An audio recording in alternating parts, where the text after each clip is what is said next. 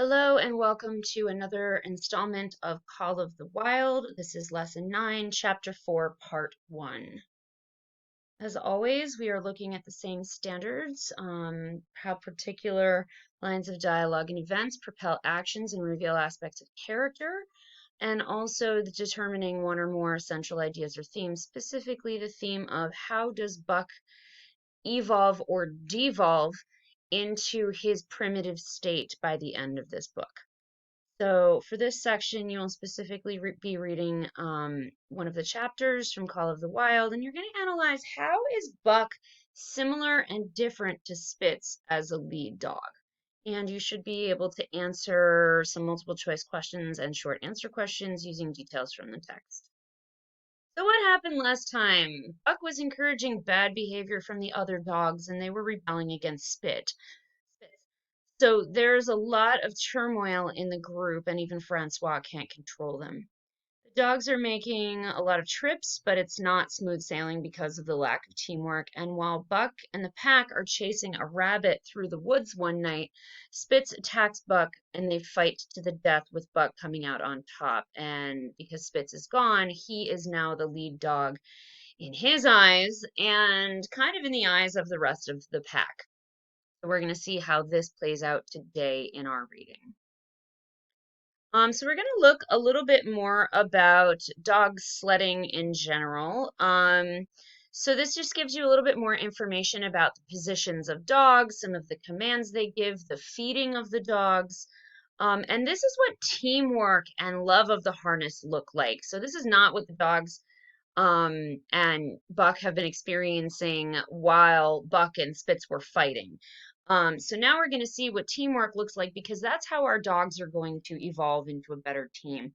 Also, keep an eye on how they train the dogs in this section compared to the way Francois and Perrault train the dogs, or the man in the red sweater even. And, you know, things have changed greatly since this book has come out.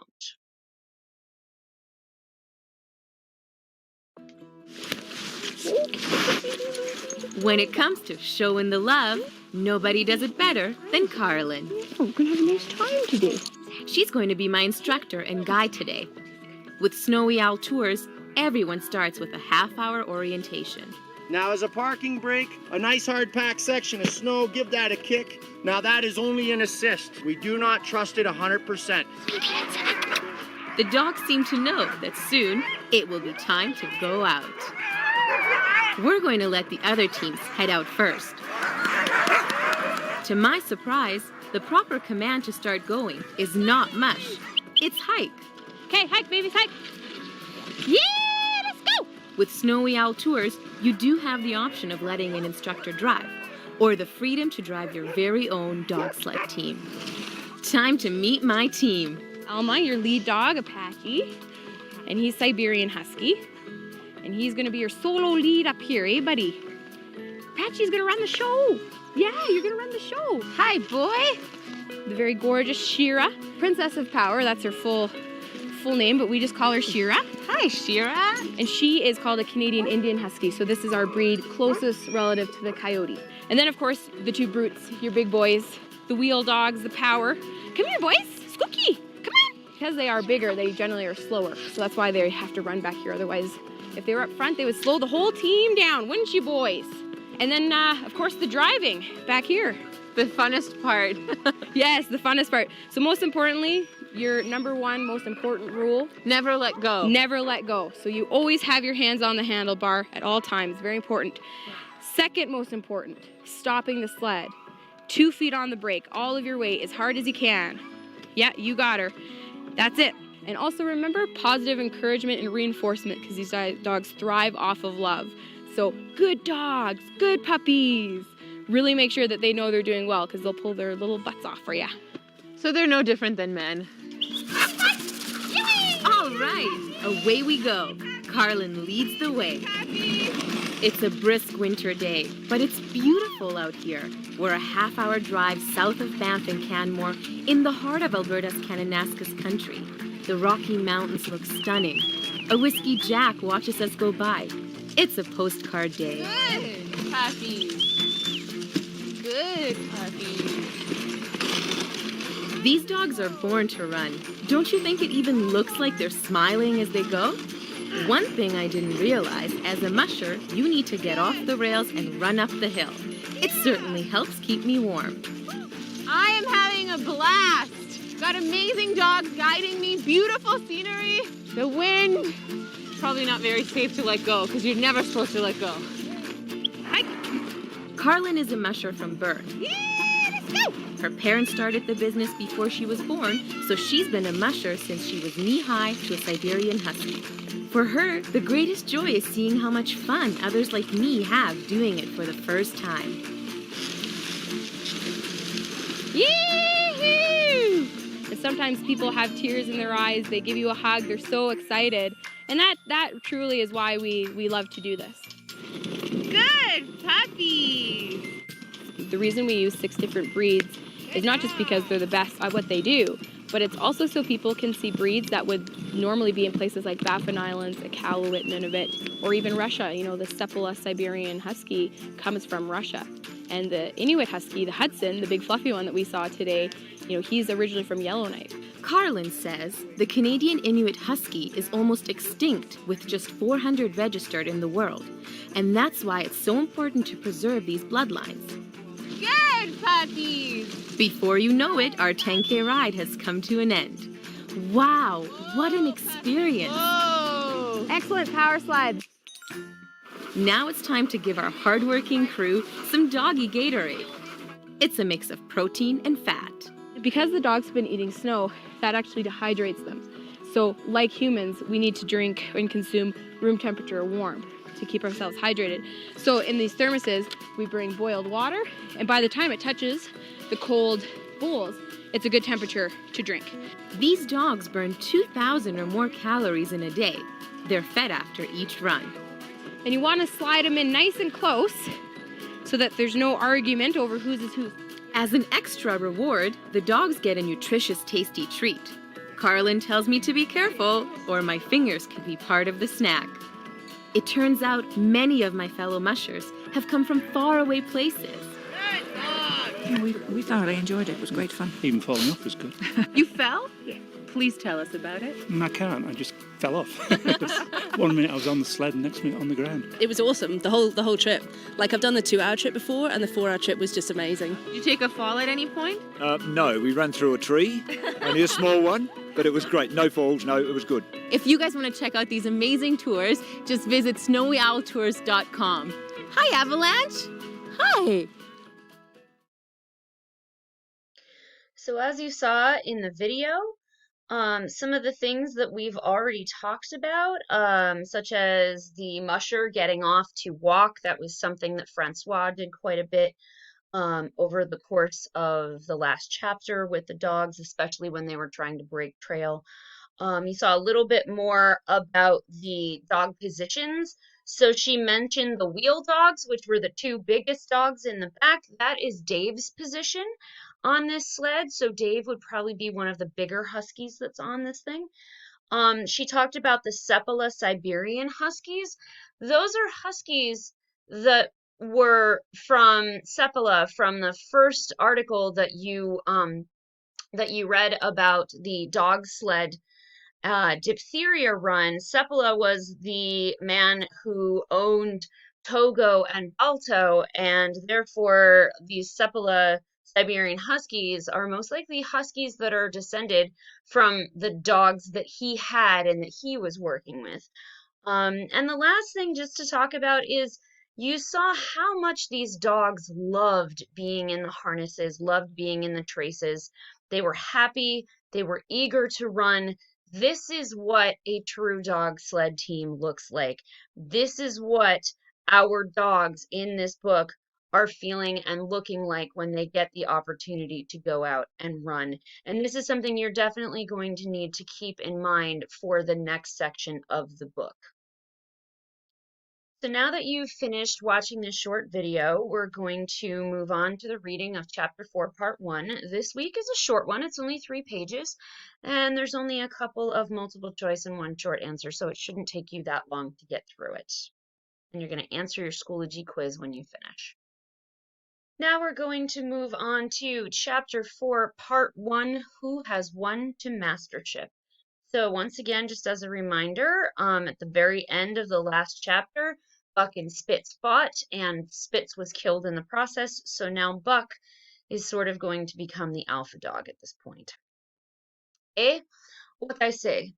I speak true when I say that Buck two devils. This was Francois's speech next morning when he discovered Spitz missing and Buck covered with wounds. He drew him to the fire and by its light pointed them out. That Spitz fight like hell, said Perrault, as he surveyed the gaping rips and cuts. And that Buck fight like two hells, was Francois's answer. And now we make good time. No more Spitz, no more trouble. Sure? While Perrault packed the camp outfit and loaded the sled, the dog driver proceeded to harness the dogs. Buck trotted up to the place Spitz would have occupied as leader, but Francois, not noticing him, brought Sol-leks to the coveted position. In his judgment, Sol-leks was the best lead dog left.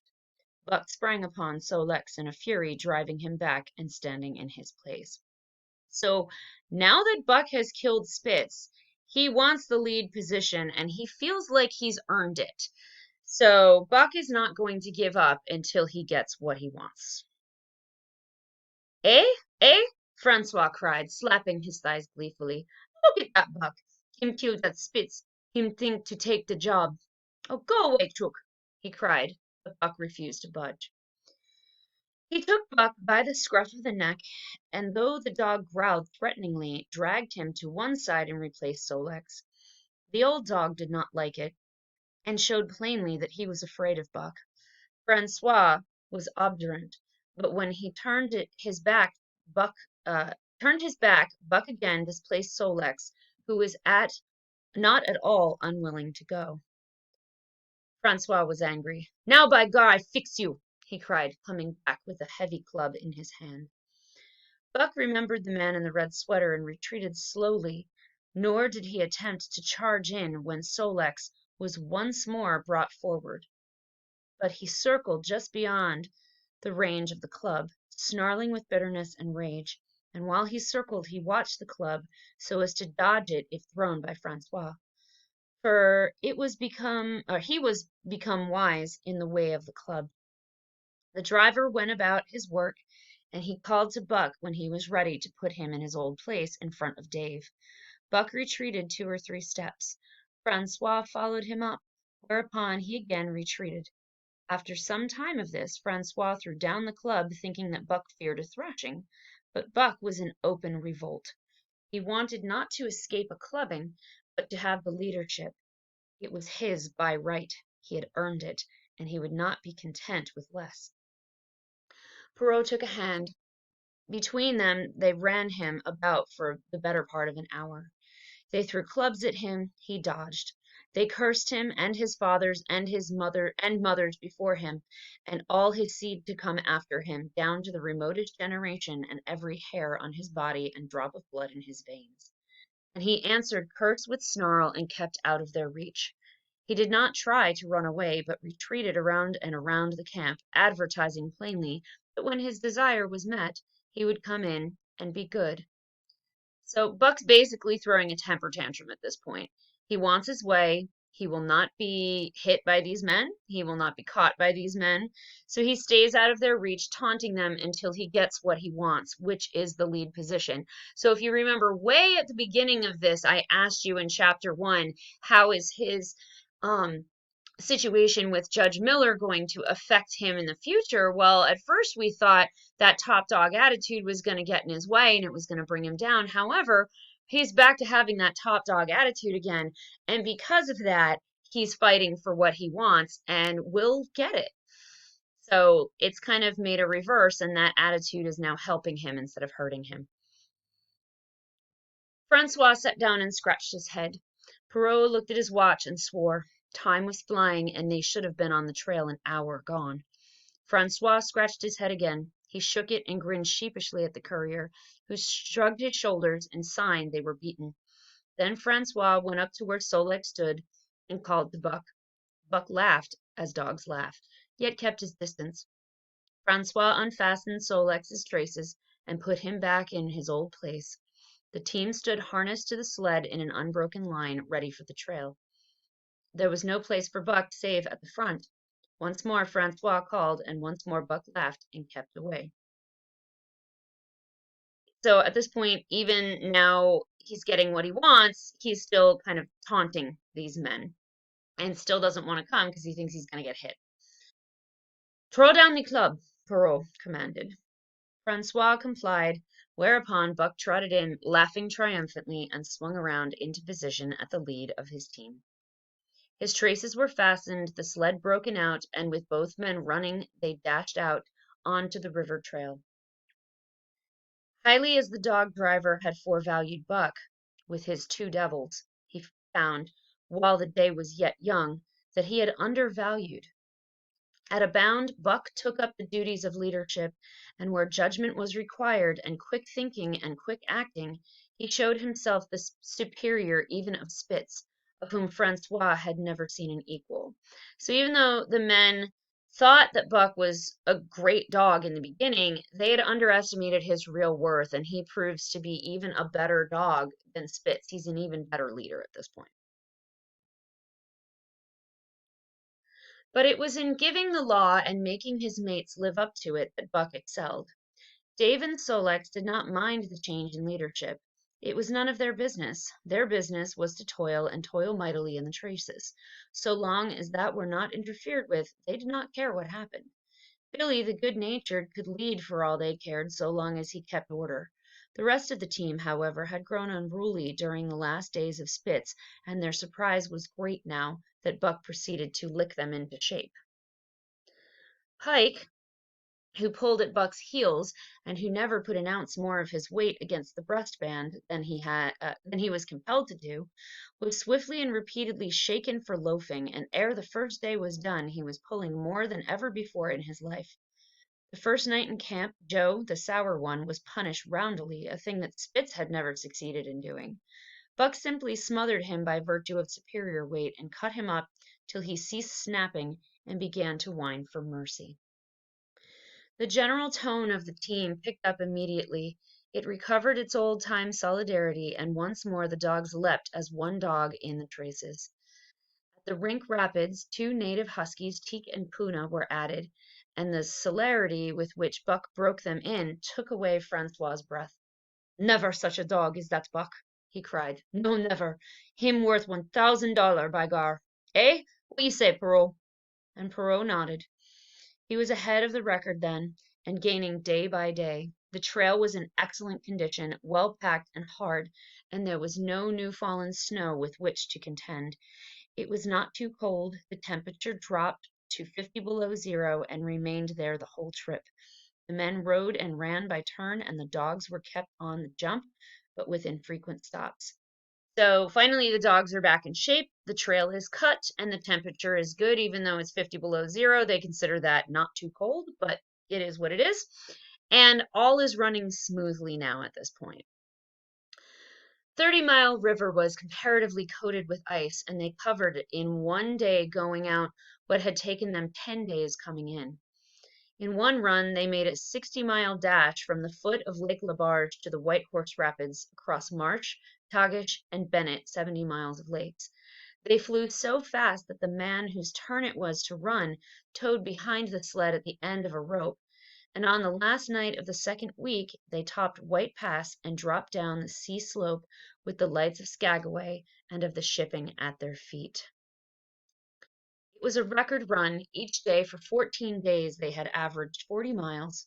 For 3 days Perrault and Francois threw chests up and down the main street of Skagway, and were deluged with the invitations to drink, while the team was the constant center of worshipful crowd of dog busters and mushers. Then 3 or 4 Western bad men aspired to clean out the town, were riddled like pepper boxes for their pains, and public interest turned to their idols. Next came official orders. Francois called Buck to him, threw his arms around him, wept over him, and that was the last of Francois and Perrault. Like other men, they passed out of Buck's life for good. So these men are celebrated for their swiftness of travel. And then something else caught everyone's eyes, and they kind of forgot all about these men. However, the two men got new orders to leave and do another job in the area, and they didn't require the dogs or require a new team, and the dogs are sold off at this point. So now they're going to be moving on to a new owner in the next section of this chapter. So at this point, if you could stop your video and you're going to go finish your Schoology quiz. Thanks much. Have a great day, and I'll see you on the next part.